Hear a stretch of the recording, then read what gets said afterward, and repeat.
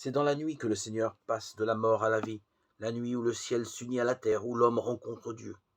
Oui, qu'éclate dans le ciel la joie des anges, qu'éclate partout la joie du monde.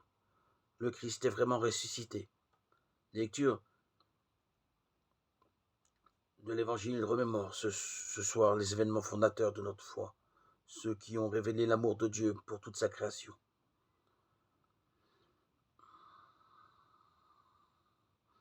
Notre veillée remonte au récit des commencements, aux 7 jours de la création. Dieu, le cœur et les mains à l'ouvrage, trouve tout ceci tellement bon qu'il y imprime son image et sa ressemblance. Désormais, la création est le premier langage de Dieu pour l'humanité. Dieu n'abandonne pas sa création. Bien au contraire, tout au long de son histoire, il continue de dialoguer avec elle. Dieu se dit à Abraham, il se montre miséricordieux et fidèle à sa promesse d'une grande descendance. Dieu est si original que la seule chose qu'il demande, c'est de lui faire confiance, une infinie confiance.